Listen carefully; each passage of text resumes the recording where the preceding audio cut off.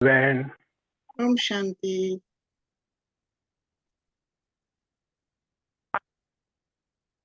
तो कई शुरू बार करें? मिल चुके हैं ना, इसलिए सबको याद आ रही है।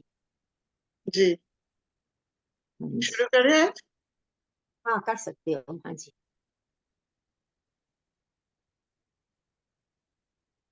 तो हम सबको पता है आज का टॉपिक है रूहानी पर्सनालिटी।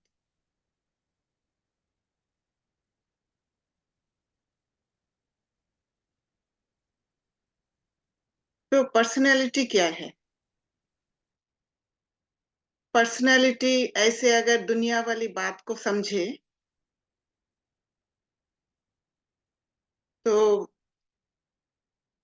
देखा गया है कि हम अपने पर्सनालिटी को इसलिए शो करते हैं क्योंकि किसी के ऊपर निर्भर है,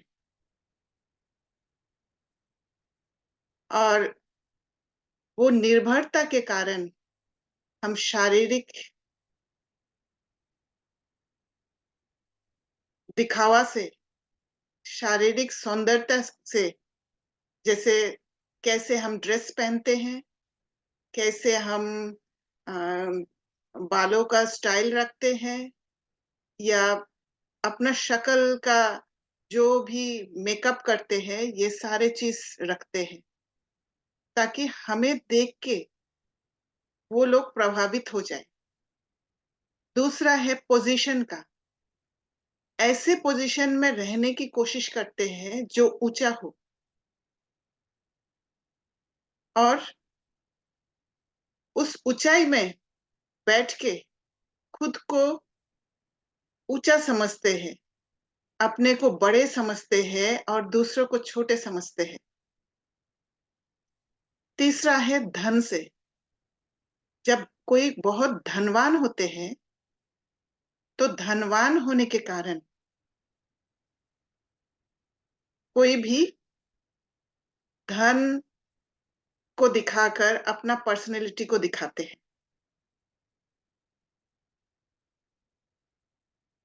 तो जब पर्सनैलिटी दिखाते हैं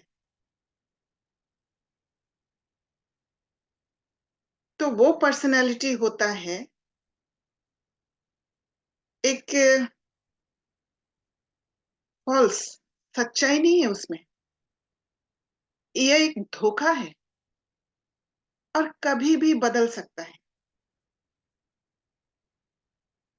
और बदल जाने के कारण कभी कुछ दिखाई देता है, कभी कुछ दिखाई देता है। और ये पर्सनैलिटी तब रखते हैं जब हमें किसी का खुशामद करना होता है, किसी कोई कभी हमारे काम आए, इस वजह से हमें वो पर्सनैलिटी रखना होता है। और वो पर्सनैलिटी सच्चा नहीं है, क्योंकि अंदर एक होता है और बाहर एक होता है। अंदर में नहीं चाहते हैं कि उसका अच्छा हो या कुछ अच्छा करने का, पर बाहर ऐसे बिहेव करते हैं, ऐसे दिखाते हैं, चलन ऐसे रखते हैं जैसे बहुत अच्छा है, ताकि सामने वाला संतुष्ट हो जाए। पर ये पर्सनालिटी में कुछ प्रॉफिट नहीं होता है, कुछ मिलने वाला चीज नहीं होता है, कुछ शक्ति नहीं बढ़ते हैं, इसमें लॉस ही लॉस होता है। तो बाबा ने आकर हमें रूहानी पर्सनालिटी सिखाया है, वो रूहानी पर्सनालिटी जिसमें हम अंदर और बाहर समान रहते हैं। रूहानी पर्सनालिटी ये नहीं है कि झट से सबके साथ मिल जाना, सबके साथ अच्छा व्यवहार करना, सबको खुश रखना, या क्रोध नहीं करना, या झूठ नहीं बोलना, या किसी ने कभी मेरा सहयोग दिया था इसलिए अभी मेरा तबीयत ठीक नहीं होने के कारण भी मुझे सहयोग देना है, खुद का ध्यान नहीं रख के सहयोग देना है। तो ये सारे चीज हठ योग की तरह होता है। कोई भी बाहर से ये दिखावा कर सकते हैं। रूहानी पर्सनैलिटी कुछ नया है, एक न्यारा और प्यारा स्थिति है जिसमें सत्यता है। जो रूहानी पर्सनैलिटी को अपनाते हैं और ध्यान रखते हैं, उसमें सत्यता है, उसमें एक क्षमता है आत्मा की स्थिति में टिकना। जैसे आज बाबा ने कहा, स्वधर्म में रहो, और उसके लिए बाबा ने कहा विदेही बनना है, तब हर पल खुश रह सकते हैं। तो हमें सारा दिन अगर रूहानी पर्सनैलिटी में रहना है, जो अंदर में जो स्वधर्म है, आत्मा का स्वधर्म है, शांति, पवित्रता, सुख, आनंद और साथ में शक्ति भी, सारे गुण तो है। पर अगर शक्ति नहीं होगा अंदर में, तो वो गुण कोई काम का नहीं होगा। क्योंकि वो गुण ऐसा है जैसे नम्रता का गुण।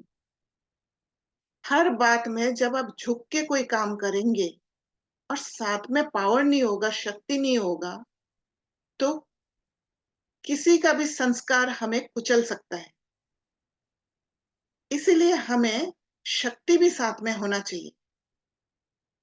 जहां पर जिस शक्ति को यूज करना है, उस शक्ति को लाना पड़ता है। और वो शक्ति जब गुणों के साथ साथ चलते रहता है, एक बैलेंस स्टेट में रहते हैं, तो फिर वो शक्ति उन गुणों को इतना सुंदर तरीका से रखते हैं, जो हर चीज बैलेंस रह जाता है। जैसे एक गुलाब होता है, गुलाब के चारों तरफ कांटा होता है, तो कांटा है वो सारे शक्तियां, और गुलाब है, गुलाब के पंखुड़ी जो है, वो गुलाब के पंखुड़ी है गुण। तो गुणों को प्रोटेक्शन देना होता है, सुरक्षित रखना होता है। जब सुरक्षित रखते हैं, तो फिर वो गुण सही जगह पर इस्तेमाल होता है। तो ये शक्ति का ध्यान बहुत जरूरी है। और ये शक्ति सारा दिन में, जैसे बाबा ने आज कहा, टैंक भरते रहना है। और टैंक तभी भरेगा जब हम विदेही स्थिति बार बार बाबा के पास परम धाम में जाएंगे और आएंगे। अभी क्या है, हमारा जीवन एक ऐसा बन गया है जहां पर कोई बैलेंस नहीं है। क्योंकि दुनियावी चीजें, घर के काम काज में बिजी रहते रहते हमने जीवन को ऐसे बना लिया, जो बाबा ने नई चीज दिया है ज्ञान योग का, वो हम बहुत कम ध्यान देते हैं। सिर्फ घर के काम काज में, या कोई जॉब होता है, उस जॉब में हमारा बुद्धि लगा रहता है। ना चाहते हुए भी एक पावर जैसे जोर से खींचते रहते हैं हमें पीछे। जैसे पढ़ाई करने बैठते हैं, मुरली क्लास में बैठते हैं, तो मन खींचेगा कोई ना कोई सेवा के लिए, मन खींचेगा उस जॉब के लिए, मन खींचेगा घर का कोई कामकाज के लिए, मन खींचेगा मुरली सुनते सुनते चाय पीने के लिए। ये सारे चीज अभी है क्योंकि वो बैलेंस नहीं है। तो रूहानी पर्सनैलिटी को पाने के लिए हमें वो बैलेंस स्थिति में जाना होगा। और उस बैलेंस स्थिति को पाने के लिए हमारा ये जो शक्ति उल्टा खींचते हैं, उन शक्तियों को काटना जरूरी है। और काटने के लिए हमें ज्ञान योग का ताकत चाहिए, योग का ताकत चाहिए। सही समय पर पहचान आना चाहिए कि ये जो हो रहा है ये गलत हो रहा है, यहाँ पर मुझे शक्तिशाली बनना है, शक्तिशाली होके खड़े रहना है। स्वयं के लिए खड़ा रहना सीखना है। और मुरली क्लास या ज्ञान योग का क्लास या योग का समय, ये सारे हैं पर्सनल चीज। जैसे रूहानी पर्सनैलिटी, पर्सनैलिटी बनाने के लिए वो पर्सनल चीज को अच्छा से हमें संभाल कर रखना चाहिए। वो समय को संभाल के रखना पड़ेगा। हम क्या करते हैं, बाबा कहते हैं कि त्याग होना चाहिए। पर जब हम त्याग को नहीं समझते हैं तो वो त्याग को ऐसी जगह पे लगा लेते हैं जो हमारा पर्सनैलिटी में तकलीफ पहुंचता है, वहां पर दाग लग जाता है। जो समय ज्ञान योग का होता है, उसी समय हम ज्ञान योग को त्याग करके हम किसी मेहमान का, कोई घर में मेहमान आया या घर में बच्चों को संभालना है या खाना बनाना है, जो भी है वो सब करने के लिए या जॉब करने के लिए या बाहर कहीं घूमने जाने के लिए, वो सब उसी समय हम यूज कर लेते हैं। मुरली क्लास को त्याग कर देते हैं या योग का टाइम को त्याग कर देते हैं, या अंदर में ऐसे महसूस होगा कि जल्दी से ये खत्म हो और हम जाए उस कार्य के लिए। दुनिया में कहते हैं कि मेहमान भगवान होते हैं।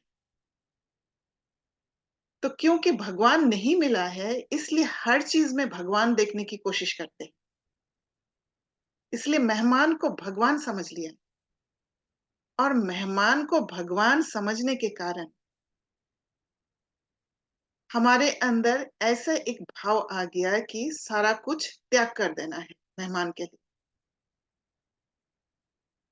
दादी जानकी ने स्व सेवा का समय अलग से रखे थे। उन्होंने कभी भी कोई अगर सेवा उस समय आ गया तो फिर भी वो स्व सेवा का समय, जो योग का समय है, मुरली का समय है, ज्ञान योग का समय है, वो समय को कभी भी त्याग नहीं दिया। तो अगर रूहानी पर्सनैलिटी को संभालना है, रूहानी पर्सनैलिटी तक पहुंचना है, तो हमें वो समय को, वो कीमती समय का कीमत को समझना होगा और वो कीमत को समझ के वो समय को संभाल के रखना होगा। हमें पता है कभी भी, जैसे एक ही समय में अगर मुरली पढ़ते हैं या सुनते हैं, एक ही समय में योग करते हैं, एक ही जगह पर हम करते हैं, तो क्या होता है, वो समय और उस जगह पर जब बैठते हैं तो जल्दी से हम उस स्थिति में पहुंच जाते हैं, क्योंकि वहां पर वो समय का एक वाइब्रेशन है। बुद्धि को एक टाइम सेट करके रखा है कि इस समय मुरली चलेगी, और हमारा बुद्धि धीरे धीरे क्या होगा कि मुरली में ध्यान आने लग जाएगा। पर अगर हम वो समय को बार बार बदलते रहेंगे तो फिर हमारा बुद्धि भी एक जगह पर नहीं टिक पाएगा। तो ये सारे चीज नए नए जब हम पुरुषार्थी होते हैं, तो पुरुषार्थ में ये सारे ट्रिक्स को अपनाना होता है। और ये ट्रिक्स अपनाने के लिए समय देना है, त्याग देना है उन चीजों को, दूसरों को समझाने का, दूसरों को खुश करने के लिए, दूसरों को समय पर दूसरे का मदद पाने के लिए, ये सब जो हमारे बुद्धि में आते हैं उनसे छूटना पड़ेगा। और उनसे छूटने के लिए हमें ये ध्यान देना है, ज्यादा से ज्यादा खुद को निर्भर नहीं रहे, इंडिपेंडेंसी रहे, किसी के काबू में नहीं आए, हर कर्म को खुद करने की कोशिश करे। ये सारी बातों में ध्यान देना, किसी के ऊपर निर्भर रहना माना उसको खुशामद करने का अपने अंदर से एक शक्ति आता है कि उसके लिए करे, उसके लिए करे। हम निर्भर हो जाते। तो वो निर्भरता से छूटना है। आत्मा क्या है? बाबा ने कहा आत्मा इंडिपेंडेंट है, डिपेंडेंट नहीं है। हमने खुद को भूलने के कारण पूरा चक्र में धीरे-धीरे हम क्या हो गए? सबके ऊपर डिपेंडेंट हो गए, निर्भर हो गए, हर कार्य में। जिस शरीर में हम हैं, अगर बहन के शरीर में है, तो हमने उस कार्य एक-एक कार्य को अलग कर दिया है। ये कहकर कि एक कार्य अ, भाई भाई लोगों का करने वाला है और वो कार्य बहनों का करने वाला है। पर ऐसी कोई बात नहीं है। हमें पता है कि आत्मा ने 42 जन्म मेल का लिया है, भाइयों का शरीर लिया है और 42 जन्म बहनों का लिया हुआ है। तो कैसे हम कह सकते हैं कि ये कार्य भाइयों का है और ये कार्य बहनों का है? जैसे ही मन में ये बात आए, तो हमें अपने आप को बैलेंस करना है कि नहीं, भाइयों का काम भी हम कर सकते हैं। और एक बार कोशिश करके देखें, भाइयों का काम हम कर सकते हैं कि नहीं?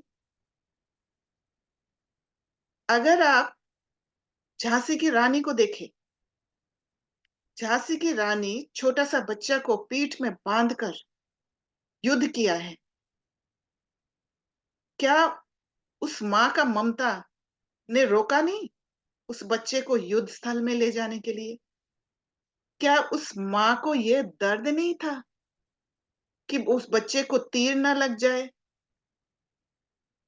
पर फिर भी झांसी की रानी ने रिस्क उठाया।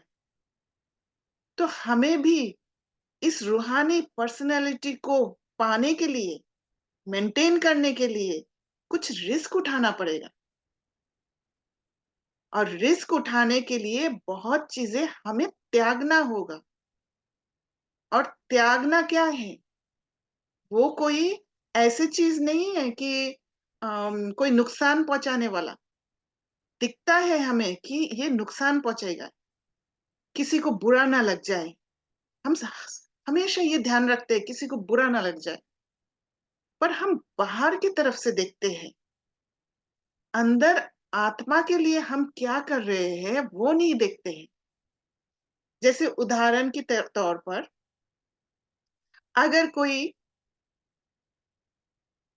मेरे घर में आना चाहते हैं और घर में आकर कहे कि आने से पहले ही कहे कि आपके लिए आज मैं खाना बनाऊँगी।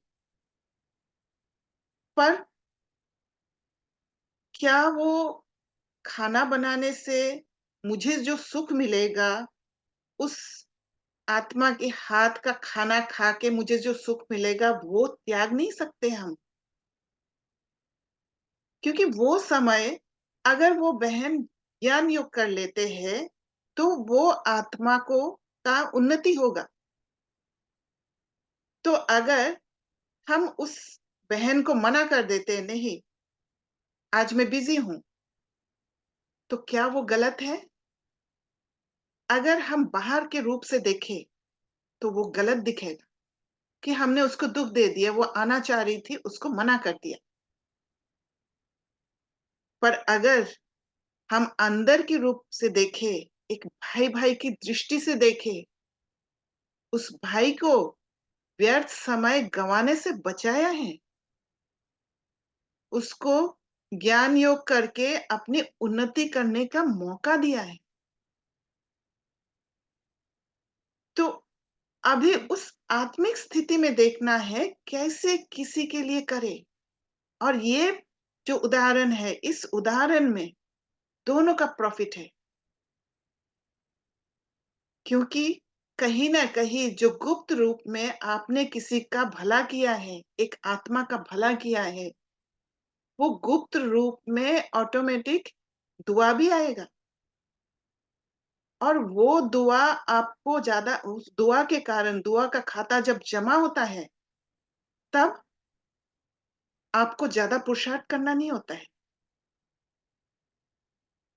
क्योंकि आपने वो दुआ कमाया और आत्मिक स्थिति में कमाया, एक आत्मा को मदद करके, तो साथ साथ आपका भी मदद हो रहा है।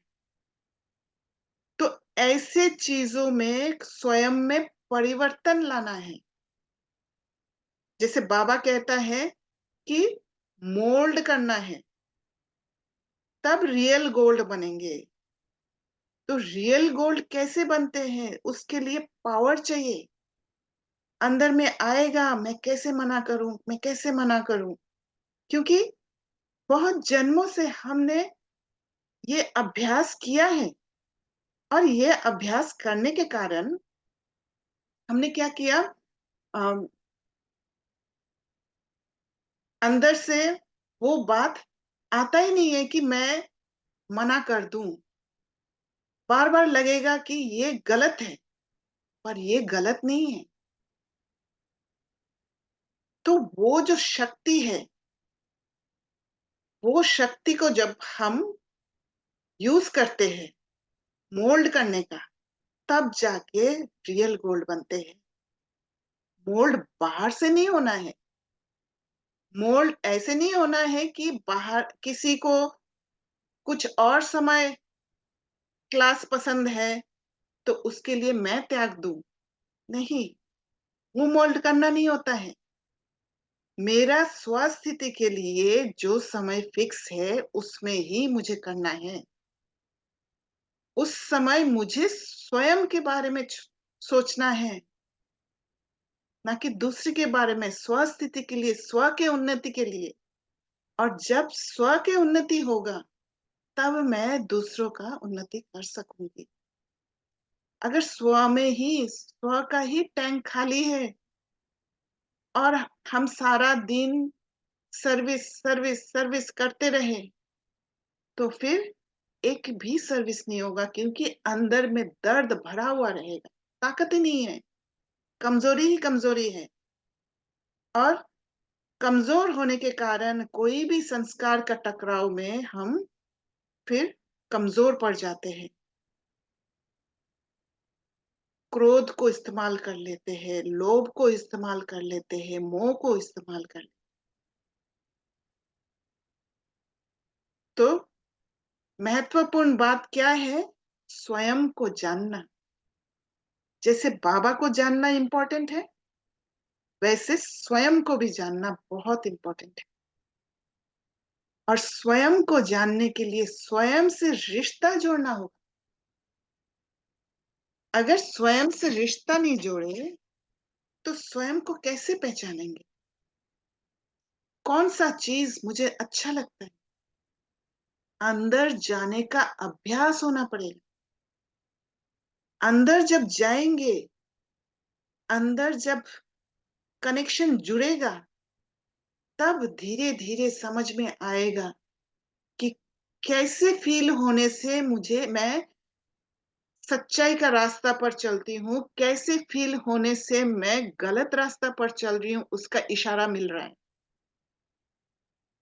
तो उसका जो थर्मोमीटर है, उससे टेम्परेचर नोट करते रहना पड़ेगा। नहीं तो सारा दिन हमारे अंदर जो भी दर्द छिपा हुआ है, जो भी जीवन में धोखा खाया हुआ है, ये सारे चीजों से हम एक एक परिस्थिति को देखते हैं। जैसे बाबा कहते हैं, कर्मेंद्रियों से नहीं देखना है। कर्मेंद्रिया धोखा देते हैं। तो कर्मेंद्रिय क्या है? इसी शरीर का अंश है। और ये शरीर किससे बना हुआ है? मिट्टी से बना हुआ है। तो कर्मेंद्रिय मिट्टी वाले चीज क्या करेगा? मिट्टी को ही तो साथ देगा। तो कर्मेंद्रियों से जब देखते हैं, आंखों से जब देखते हैं, कानों से जब सुनते हैं, तो जो भी घटना हो रहा है, इस दुनिया के हिसाब से ही हम देख लेते हैं। इसी कारण से बाबा कहते हैं, देखते हुए भी नहीं देखो, सुनते हुए भी नहीं सुनो, क्योंकि ये धोखा दे रहे हैं सब। तो क्या करें? बुद्धि की आंख से देखो, और जब बुद्धि की आंख से देखते हैं तो हम थोड़ा दूर से देखते हैं। बुद्धि आंख में आके चिपक नहीं जाता है, आंखों से थोड़ा दूर होता है। तब हम अपना ज्ञान का बुद्धि लगाते हैं, और ज्ञान की बुद्धि से जब लगा देखते हैं तो एक आत्मा को देखते हैं, ना कि उसकी कमजोरी को। हमें पता है उस आत्मा का ये कमजोरी है, पर उसमें फंसते नहीं है हम, उससे न्यारा रहते हैं। और न्यारा रहने के कारण हमारे बुद्धि में ये आ जाता है कि अभी मुझे क्या करना है, उस आत्मा को लिबरेट करने के लिए क्या करना है मुझे, और तुरंत वो एक्शन कर लेते हैं। तो क्या रखना है? नॉलेज का दर्पण सामने। जब नॉलेज को हर पल, रत्नों को हर पल हम यूज करेंगे। रत्नों को यूज कब करेंगे? जब हम उसका मंथन करेंगे, उसको समझेंगे अच्छी तरह, बाबा क्या दे रहे हैं हमें, कैसे समय पर यूज करना है, उसको धारण करके अपने कर्मों में लाएंगे। तब वो हो जाएगा बिजनेस, जो बाबा रूहानी बिजनेस कहते हैं, जहां पर प्रॉफिट लॉस का कार्य चलता है। अगर ठीक से आपने किसी को उस ज्ञान रतन को सही समय पे दे दिया तो आपका बिजनेस में प्रॉफिट होगा। तो ऐसे हम कर्मेंद्रियों का आकर्षण से बच सकते हैं। तुरंत अनुमान नहीं लगा लेना है, क्योंकि कर्मेंद्रिय क्या है, अनुमान लगाने में मदद करते हैं। झट अनुमान लगा देते हैं कि ऐसा हुआ होगा, और वो अनुमान ऐसे नहीं आता है, पुराना कोई घटना से जुड़े हुए होते हैं। और जैसे ही अनुमान लगाते हैं, उस अनुमान के साथ या तो हमने किसी के ऊपर उंगली उठा दिया, या क्रोध आ गया, तो हम उस सिचुएशन में, उस परिस्थिति में फंस जाते हैं, प्रभावित हो जाते हैं। इसीलिए अगर स्वयं को बचाना है तो वो ताकत अपने अंदर भरना है, और स्वयं को जानकर, स्वयं का जो थर्मोमीटर है, जानना कब क्या हो रहा है। जैसे एक परिस्थिति आ गया, वो परिस्थिति की तरफ नहीं देख के अंदर की तरफ जाकर देखना है कि अब मुझे क्या करना है।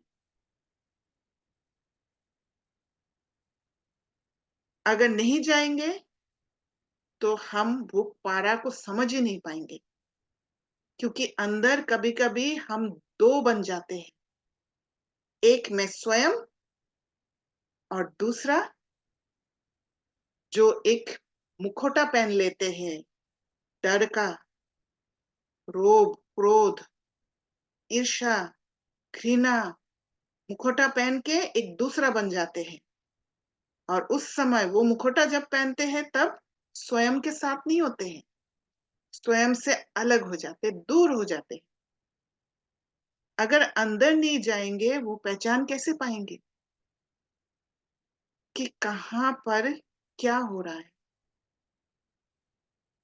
और जब ये समझ में आएगा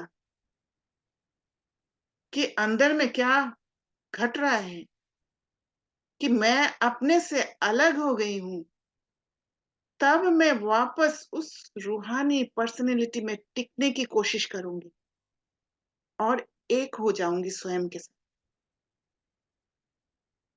और स्वयं के साथ एक रहकर, टिक के रहने के लिए हमें कभी कभी अपना क्षमता के अनुसार, क्योंकि हमारा अभी पूरा पावर नहीं है, पूरा पावर अपने अंदर होने के लिए अपने क्षमता के अनुसार मर्यादा का लकीर भी खींचना होता है।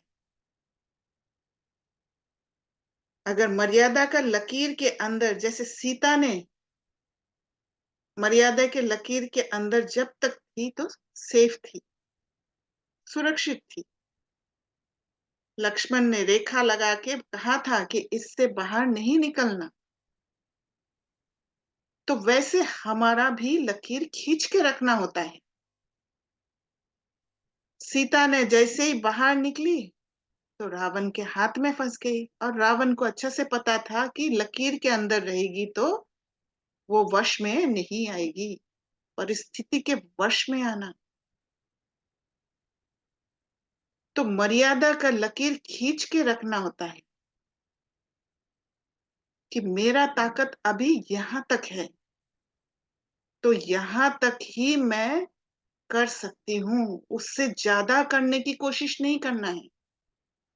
अगर सेवा करने का शक्ति मेरा यहां तक है और मैं उससे ज्यादा करने की कोशिश कर रही हूं, तो फिर मैं थक जाऊंगी, मन बुद्धि से, शरीर से।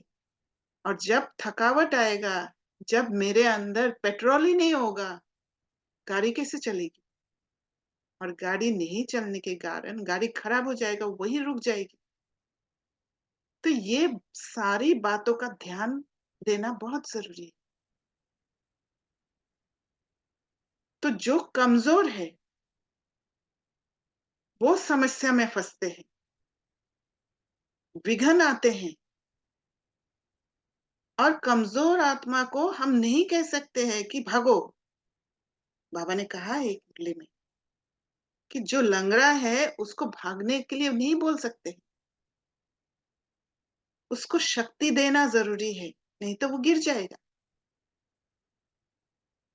तो अगर लंगड़ा है तो फिर उस आत्मा को पहचान कर उसको उस कमजोरी से लिबरेट करना जरूरी है, जिससे उसे ताकत आ जाए और उठ के चले। उसमें बैठ के सकाश देने की जरूरत नहीं है। जब आप खुद रूहानी पर्सनैलिटी में रहोगे, उस स्थिरता में आप रहोगे, तो ऑटोमेटिक उस आत्मा को सकाश पहुंच जाएगा। और यही है बेहद की सेवाधारी बनना, जिस सेवा में कोई लिमिट नहीं है, कितना भी कर सकते हैं। और एक जगह पर बैठ के कितनों का कर सकते हैं। कमजोर को क्या करते हैं? अगर कोई शरीर से कमजोर होते हैं, अगर खून की कमी होती है तो खून देते हैं, अगर ताकत नहीं होते तो ताकत के इंजेक्शन देते हैं। तो कमजोर आत्माओं को गुण का, शक्तियों का सहयोग देना। तो जब रूहानी पर्सनालिटी में हम टिकते हैं तो बाहर से दिखाई देता है कि ये रूहानी पर्सनालिटी में है, एक आकर्षण होगा। तो ऐसे हमें दाता बनना है, सबको देते जाना है। हर कदम पर कोई ना कोई प्रॉफिट करे, बिजनेस में आगे बढ़े। जो बिजनेस करना बाबा ने हमें सिखाया है। तो अगर ऐसे बिजनेस करते रहेंगे तो पुरुषार्थ का कोई मेहनत नहीं होगा, संगम युग का प्रारब्ध मिलेगा। तो यही चीज हमें सीखना भी है और दूसरों को सिखाना भी है। और जब ऐसी स्थिति में हम रहते हैं तो रूहानी पर्सनालिटी वाले जो आत्माएं होते हैं वो हर पल प्रसन्न रहते हैं और दूसरों को प्रसन्न करते हैं। दिल से, अंदर से एक भावना हमेशा रहता है कि इसका भी कल्याण हो। मुख से बोलने की जरूरत नहीं, ग्लानि नहीं करते हैं, कोई बात का फील नहीं करते हैं। संकल्प में भी उसका नहीं आएगा कि ये बदले, नहीं, खुद मोल्ड होते हैं। और रियल गोल्ड का क्या होता है? कोई भी गोल्ड को जब परखते हैं तो उसका उसको एक लेबोरेटरी में ले जाके उसको अग्नि में डाल के, आग में डाल के उसको परखते हैं रियल है कि नहीं। तो रियल का क्या है, प्रमाण देना होता है, प्रूफ देना होता है। इसीलिए ब्रह्मा बाबा ने कहा था, जो काम मैं करूंगा मुझे देख और करेगा। तो नेचुरल अटेंशन रहे रूहानी पर्सनालिटी का, उसमें कोई टेंशन ना रहे। और टेंशन तभी नहीं रहेगा जब नॉलेज का दर्पण होगा। तो रूहानी पर्सनालिटी बनाने के लिए राजा का संस्कार बनना है, और राजा का संस्कार के लिए राजयोग सीख रहे हैं हम। इससे शिव बाबा से। तो एक बैलेंस्ड लाइफ बनाना है, और रूहानी पर्सनैलिटी में हर पल टिकने के लिए ये सारे अभ्यास करते हुए पूरा संगम युग निकलकर संगम युग के अंत में वो रूहानी पर्सनैलिटी का स्थिति आएगा, और वो स्थिति लेके हम फिर सतयुग में आएंगे। उसमें कोई प्रश्न नहीं रहेगा, प्रश्नचित नहीं बनेंगे, प्रसन्नचित बनेंगे, क्योंकि हर प्रश्न का जवाब हमारे पास है। इसलिए बाबा कहते हैं के की भाषा समाप्त हो जाएगा। तो रूहानी पर्सनालिटी जो है सबसे अलग होगा, एक आकर्षण जैसे इसका चलन में ही ऐसे होगा जो सबका नजर खींचेगा, और बहुत सूक्ष्म है, एक अनुभव होगा, अविनाशी सुख शांति से भरपूर होगी वो आत्मा। और दुनियावी पर्सनालिटी वाले जो होते हैं, अगर वो अरब खरब वाला अरबपति खरबपति भी होगा तो भी वो सुख शांति शिव बाबा से मांगने वाले होंगे। और ये जो सुख शांति का खजाना हमें मिला है, उसको कोई लूट नहीं सकता, कोई हमें हिला नहीं सकता। एक बार उस स्थिति को हमने पा लिया, क्योंकि हमारा स्वप्न में भी संकल्प में भी प्योरिटी रहता है, और चेहरे और चलन में रूहानियत की पर्सनैलिटी दिखते रहेगा। वो आत्मा हर पल संतुष्ट, क्योंकि अंदर भरपूर है। वो टैंक जो है वो टैंक हमेशा भरा हुआ रहेगा, और उस आत्मा को हर पल एक नशा रहेगा कि उसको भर के रखे। जैसे गाड़ी चलाते चलाते अगर हमने देख लिया कि पेट्रोल कम हो गया, तो हर पल बुद्धि में क्या रहता है कि कोई भी पेट्रोल पंप मिल जाए और वहां पेट्रोल भरे। या मोबाइल का बैटरी अगर डाउन हो गया, क्योंकि हमें मोबाइल का इतना नशा है, मोबाइल इतना हमारे जीवन साथी बन गया है, जो मोबाइल का अगर बैटरी डाउन हो गया तो हर पल बुद्धि में रहेगा कि कोई चार्जर मिले और कहीं पे प्लग पॉइंट मिले तो चार्ज करे।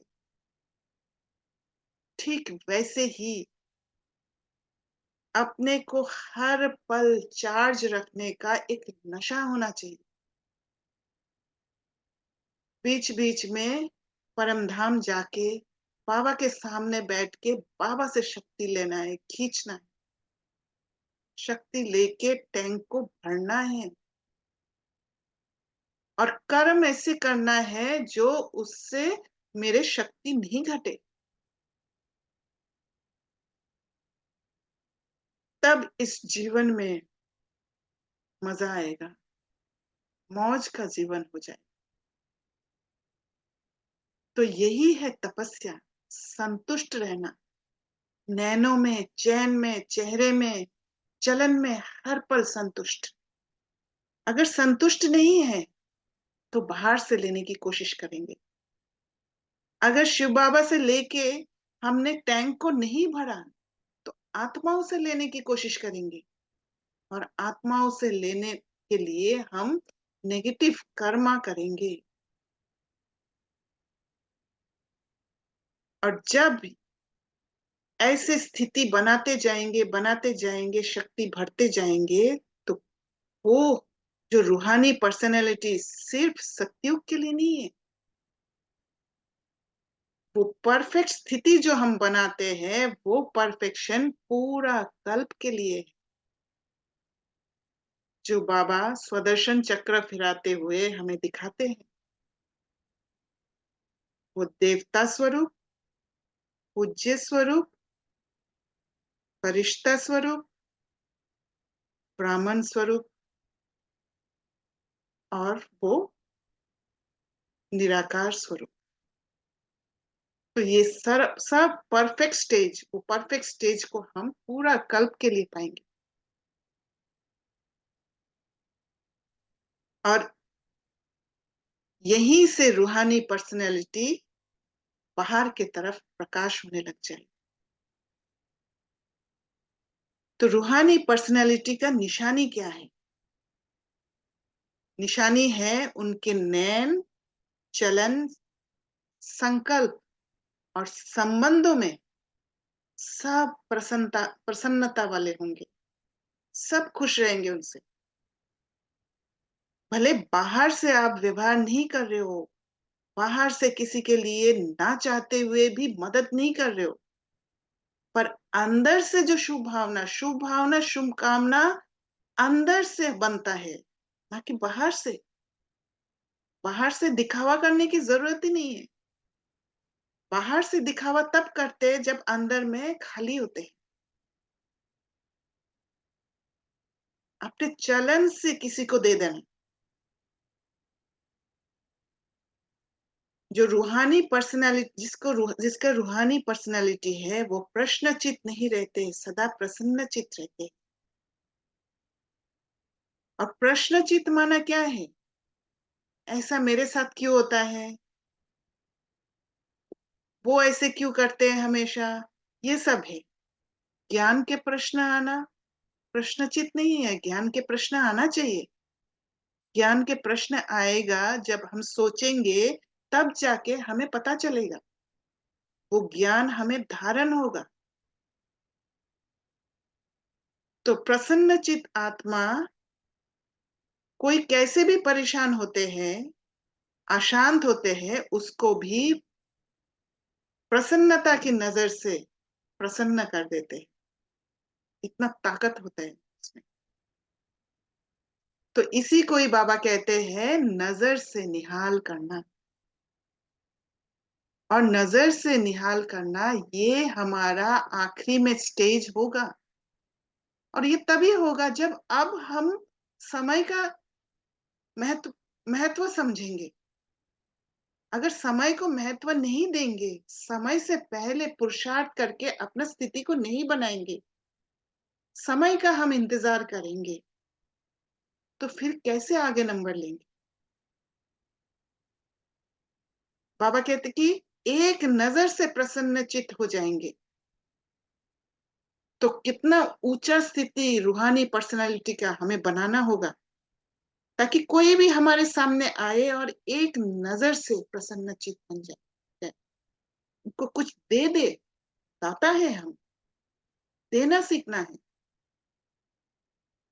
लेन देन करना ये नहीं है कि गिफ्ट दिया, वो अनमोल चीज देना है जो कोई छीन नहीं सकता। वो अनमोल चीज देना है जो अविनाशी है। ये नहीं है थोड़े दिन बाद पुराना हो गया, खत्म हो गया। ऐसे ताकत भर देना है जो उसकी दिल की आश पूरी हो जाए, लिबरेट कर देना।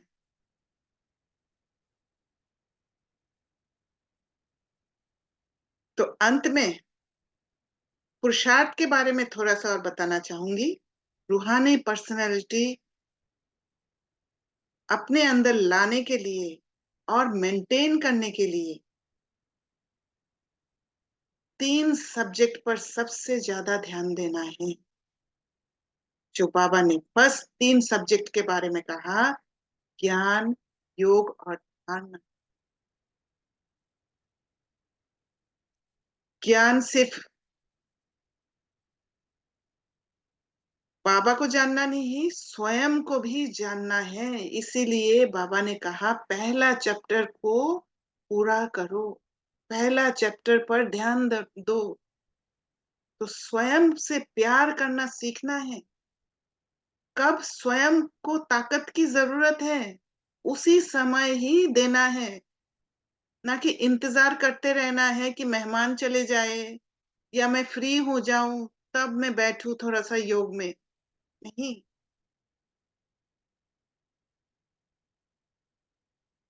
अपना स्थिति पर ध्यान देना है, फर्स्ट प्रायोरिटी देना है। पहले मैं, योग पर ध्यान देना है। और फिर जब ये ज्ञान योग का ताकत होगा, फिर हमें धारणा करने में इजी होगा। क्योंकि धारणा करने के लिए बहुत सारा पुराना अनुमान, पुराना जो हमने अभ्यास कर रखा है, उन अभ्यासों को तोड़ने की ताकत होना चाहिए। तोड़ना पड़ता है उसको, और वो तोड़ना बहुत मुश्किल हो जाता है। स्वयं को जानना, मानना कि मैं कौन, उसको मानना पड़ेगा मैं कौन, और मुझे क्या पसंद है, किस चीज से मैं हल्की रहती हूँ, वो सब आइडेंटिफाई करना, समझना। तब जाके वो बैलेंस स्थिति आएगा। तब जाके भीड़ में रहते हुए भी स्वयं के साथ जुड़ कर हम बाबा के साथ जुड़ के रह पाएंगे, एक बैलेंस स्टेट में रहेंगे। अभी हम क्या करते हैं, अगर दुनिया में जाना होता है तो हम जाने का हमारा हिम्मत नहीं होता है, क्योंकि वहां जाके हम बैलेंस को खो देते हैं। इसीलिए हमें हमें मर्यादा का लकीर को बनाकर रखना होता है कि इतना ही ताकत है, इसलिए मैं वहां नहीं जाऊंगी। पर जब वो मीटर को हम जान जाएंगे अंदर का, कि स्वयं को क्या पसंद है, कब क्या इशारा दे रहे हैं अंदर, तो फिर हम अपने को गिरने से बचा सकेंगे। जैसे एक रस्सी में पाँव रख के हम जब चलते हैं, तो हमारा बैलेंस बिगड़ता है और खुद को गिरने से बचाने की कोशिश करना होता है। तो वैसे हमें बैलेंस बना के रखना है। अभी हम आत्माएं जो प्रैक्टिस करते हैं, अंदर को, अंदर में एक लिबरेशन फील करने का, दो तरह का प्रैक्टिस है। एक तो क्या करते हैं, अंदर का आवाज को चुप करा देते हैं। और अंदर का आवाज को चुप हम तभी कराते हैं जब हम दूसरा बन जाते हैं, दूसरा मुखौटा पहन लेते हैं। और दूसरा मुखौटा पहनते ही हम स्वयं से दूर हो जाते हैं। क्योंकि अंदर का जो बच्चा है, उस बच्चे को चुप करा देते हैं। बच्चे को चुप कराना इजी है ना, एक थप्पड़ लगा दो चुप हो जाते हैं। तो हम स्वयं के साथ नहीं रहते उस समय। उसमें भी थोड़े समय के लिए अच्छा लगता है कि मैंने अच्छे से सुना दिया उसको, उसका औकात दिखा दिया। यही हमने सीखा था पहले। और दूसरा जो अंदर में ताकत भरने का तरीका है, अंदर एक होके रहने का तरीका है, वो है अंदर के आवाज को सुनना। और उस अंदर के आवाज को जो इतना दिन से हमने सुना नहीं, हम भूल ही गए कैसे सुनते हैं। बहुत प्रश्न भी करते हैं कि कैसे सुने अंदर के आवाज को। उसको सुनने के लिए हमारे लिए एक पर्सनल जगह होना चाहिए। रूहानी पर्सनालिटी बनाने के लिए एक पर्सनल स्पेस होना चाहिए, एक जगह होना चाहिए जहां बैठ के मैं शांति से स्वयं के साथ जुड़ूं, स्वयं से बातें करूं। जो भी अंदर परेशानी हो रहा है, जो भी विघ्न आया है, उसको शांत करने का तरीका स्वयं से बात करके निकालूं। जब स्वयं के साथ जुड़ेंगे, उस स्थिति में आएंगे, एक स्थिरता की स्थिति, रूहानी पर्सनैलिटी की स्थिति, तब बाबा जो हमें देना चाहते हैं वो हम कैच कर और उसको फिर कार्य में लगा के वो विघ्न से छूट पाएंगे। विघ्न तो आएगा, पर विघ्न का सामना करने के लिए हमें पावर भी होना चाहिए, शक्ति होना चाहिए। और वो शक्ति जमा करना है।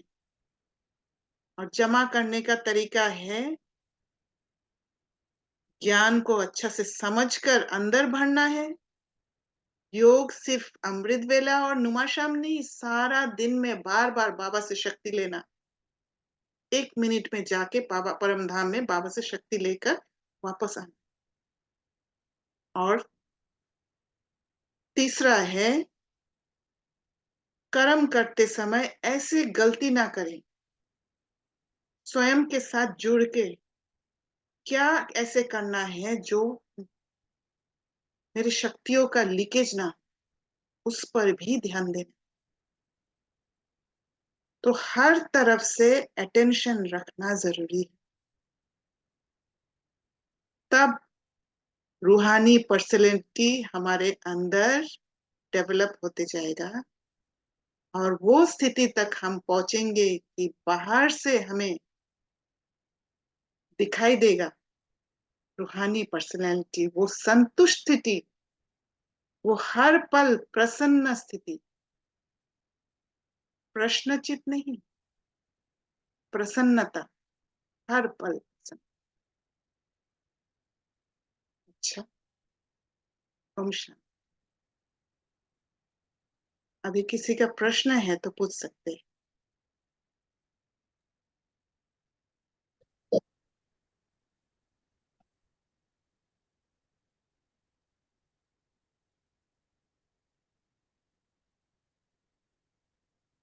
शांति। Thank you Bhana. ओम शांति। किसी का कोई प्रश्न है? ओम शांति।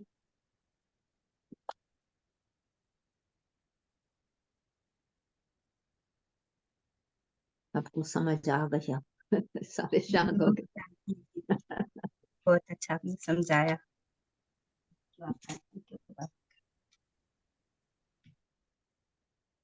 अच्छा, मेरा भी एक प्रश्न है बहन।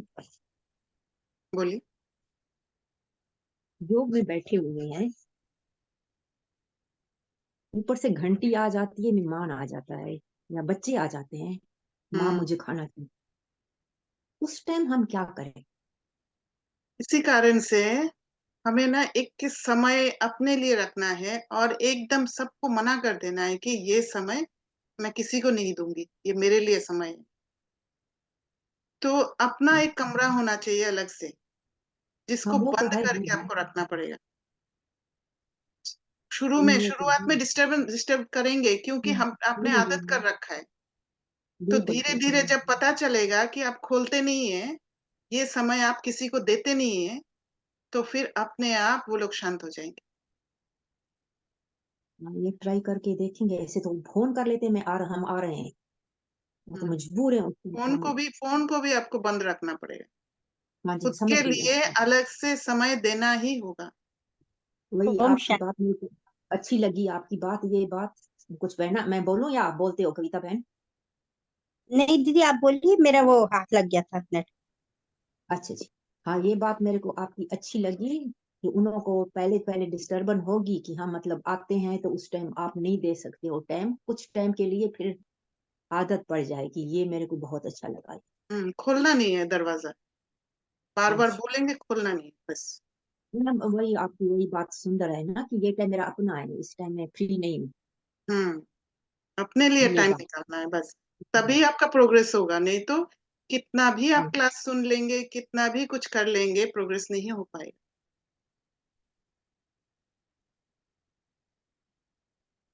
Thank you. जी ओम शांति दीदी, मेरा भी एक शांत। प्रश्न है। तो जी। जैसे कई होते हैं वो तो ठीक है, पर जैसे पूजा दीदी ने बोला ये भी, जैसे आप एक ज्ञान में चलते हैं और एक नहीं चलते ना, जैसे मैं ज्ञान में हम्म, हूँ, मेरे युगल ज्ञान में नहीं है।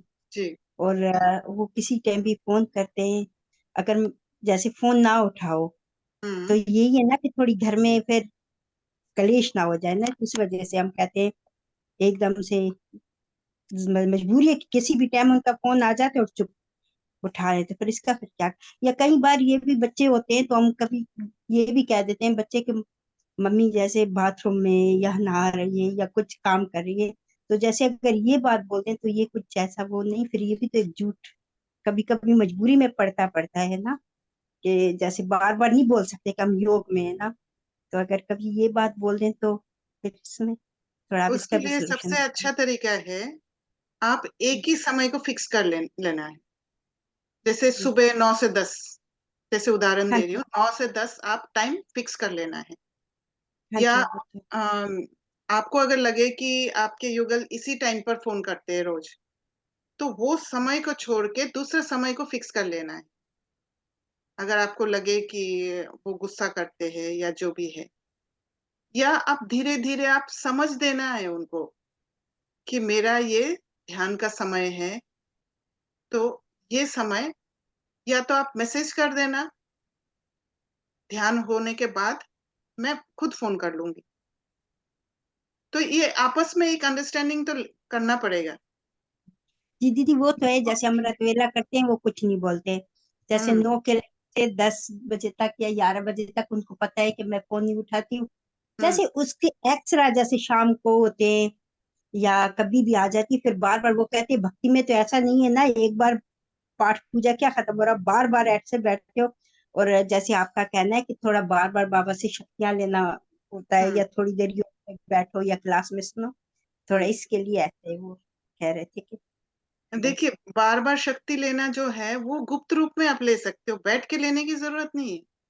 जैसे कर्म जी करते करते 1 मिनट के लिए आप बाबा के पास गए और वापस आ गए, ये भी तो कर सकते हैं ना। हाँ जी वो तो करते हैं ऐसे, मैं बोला हाँ। कई बार होती है कि क्लासे होती है, और कई बार कोई जैसे मन हो जाता है 3 बजे का, जैसे योग हमारी मनसा सेवा होती है, कई हम्म। बार मजबूरी में भी कई बार झूठ बोलना पड़ता है, कि जैसे बच्चे होते हैं तो कहते हैं चलो आप मैं किसी कारण में हाथ बांधे या बाथरूम में, और सबसे यही बात है कि सहज बोल देते हैं कि हम हमारे नहाने का टाइम हो गया, तो ये मैंने बोला ऐसी कोई बात नहीं, फिर अगर झूठ मजबूरी के कारण में अगर एक बोला तो ये भी तो पाप है ना। देखिए, थोड़ा इसके बाद। ऐसे पाप बोलकर बात नहीं है।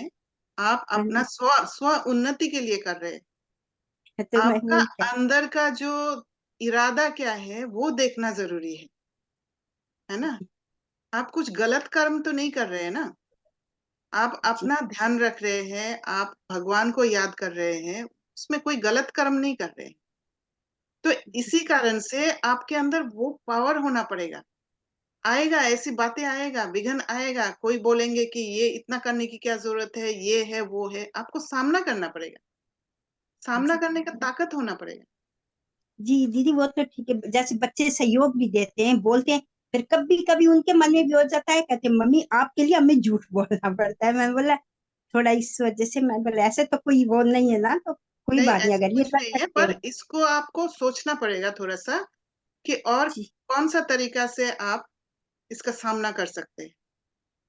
जी आपको दीदी। या तो उनको समझाना पड़ेगा कि अभी मेरा ध्यान का समय है। देखिए, घर में पूजा पाठ होता है ना, जब पूजा जी पाठ पहले जब पूजा पाठ करते थे, या आपका युगल अगर ज्ञान में नहीं है, तो पूजा पाठ तो जरूर होता होगा। पूजा करते समय कोई जी उठ के भागते हैं क्या? पूरा विधि पूर्वक पूजा होता है, तब जाते हैं, तब उठते हैं। बाहर से क्या कहते हैं, अभी पूजा कर रहे हैं, मत जाना अंदर, ऐसे भी कह देते जी। हैं। अगर पूजा हाँ पाठ जी। में ये करते हैं तो इसमें भी कर सकते हैं। तो आपको थोड़ा सा आराम से धैर्यता रख के आपको समझाना है। धैर्यता चीज ऐसा है ना, मन को शांत करके कुछ ना कुछ सल्यूशन निकाल देते हैं। तो जी वो सल्यूशन लेने के लिए आपको खुद के साथ बैठना पड़ेगा, और खुद के अंदर से ही आएगा वो बात जी कि आपको क्या करना है, वो आएगा जरूर। थैंक यू, वो तो बहुत अच्छी आत्मा है, सहयोगी है, सहयोग देते, पर कभी कभार मैंने बोला ऐसे हो जाता है, तो ऐसे कोई बोले तो फिर यही सिर्फ आपसे पूछना था। हम्म। क्यों। थैंक यू दीदी आपका। हम्म। थैंक यू बाबा। ओम थैंक शांति यू दीदी। दीदी। किसी का कोई ओम प्रश्न है? जी बोलिए। जी दीदी, जैसे हम योग में बैठते हैं, कोई ना कोई फोन आ जाता है, तो क्या हम फोन उठाकर के कह सकते हैं कि थोड़ी देर में बात करूं, हम योग करेंगे? ये तो ठीक है ना? नहीं उठाने से ठीक है। फोन को आप नहीं साइलेंट नहीं, रख ले अभी या फोन को वो दूर रख ले। आपका नहीं, योग जरूरी के बच्चों की। बाद आप फोन को इस्तेमाल, फोन करके वापस कॉल करें, वो ज्यादा बेटर रहेगा। नहीं, क्योंकि जैसे बीच कि में टूट बच्चों जाता है ना। काम पे जाते हैं तो कहते हैं कुछ ना कुछ जरूरी, तो कहेंगे थोड़ी देर में आपको फोन करते हैं। ऐसे तो ठीक लगेगा या नहीं? तो आपका नहीं, देखिए, अगर बहुत ज्यादा इमरजेंसी कुछ है तो वो तो समझ में ही आ जाएगा, कोई बार बार करेगा, है ना। और जैसे आपके पास बहुत सारा फोन आता होगा हर पल, तो उसको धीरे धीरे आपको कम करते जाना पड़ेगा। आत्माओं को समझ देना जी पड़ेगा कि जी अब मुझे फोन पर ज्यादा बात करने का वो नहीं है। जो ज्यादा इम्पोर्टेंट है, ठीक है, बच्चों के लिए फोन की जरूरत है कि बच्चों को स्कूल में कुछ प्रॉब्लम हुआ या उसके लिए जरूरत है, उसको धीरे धीरे आप कम कर देंगे। फालतू फोन पे बात करने का करना कम कर देंगे, फालतू लोगों से बात करना कम कर देंगे, अपने आप वो लोग समझ जाएंगे कि अभी ध्यान योग करते हैं, इसलिए ज्यादा बात नहीं करते। वो एक्चुअली ये आदत हम खुद ही बनाते हैं, और खुद बना के फिर खुद ही उसमें फंसते हैं। इसलिए हमें खुद को ही छुड़ाना होगा, धीरे धीरे कम कर। तो ज्ञान के समय, मुरली पढ़ते समय, योग के समय, वो अपना समय जो है उसमें आप बिल्कुल फोन को यूज करना ही बंद कर दीजिए, या स्विच ऑफ करके रख दीजिए। उस समय किसी और का नंबर देकर रखिए कि इस समय फोन करे तो उस वहां फोन करे। घर में और भी लोग होंगे।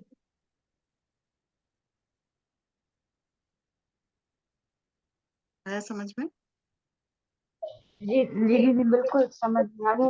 कभी बच्चों के लिए फोन उठाना करते कहते, और किसी को तो फोन आते ही नहीं है उस टाइम में, लेकिन बच्चों का या युगल का कभी जरूरी होता तो कहते दो, ये योग खत्म हो जाए फिर मैं आपसे बात करूंगी। ऐसा मेरा मतलब। ऐसे बोलने से पहले आप पूछ सकते हैं ना कि कोई इमरजेंसी है तो बात कर लेती हूँ, इमरजेंसी नहीं है तो बाद में बात करूं।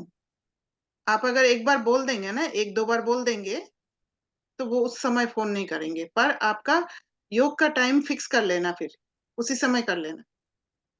जैसे अगर 3 से 4 कर रहे हैं शाम को, तो उस समय फोन आते हैं तो आप अगर बोल देंगे कि मैं 4 बजे बाद फोन करूं, बहुत अच्छे से प्यार से बोलना है, पूछ के कि मैं 3 4 बजे बाद फोन करूं, मैं थोड़ा सा योग कर रही थी। मना नहीं करेंगे। फिर 4 बजे बाद आप फोन करके पूछ लेना। तो धीरे धीरे क्या होगा, उनको पता चल जाएगा कि 3 से 4 बजे तक मम्मी बैठती है योग करने, तो उस समय फोन नहीं करना है, तो वो डिस्टर्ब नहीं करेंगे। जी जी, उनको पता है, वही करते हैं और फोन रख देते हैं। मेरा मतलब ये था कि अगर योग में बैठे तो फोन उठा करके कहते हैं कि कहीं इमरजेंसी ना हो। ये मेरा मतलब है कि मतलब फोन उठाकर कह तो सकते हैं ना कि बाद में फोन करेंगे, वो समझ जाते हैं, कहते हैं ठीक है बाद में बात करना। हाँ मेरा जी, हाँ मतलब ये जी, था बोल कि दीजिए, फोन। बोल दीजिए। थैंक यू दीदी।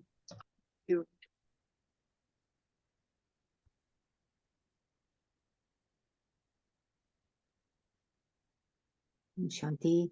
हम शांति। ओम शांति। और कोई कुछ पूछना तो नहीं चाहता? ओम शांति।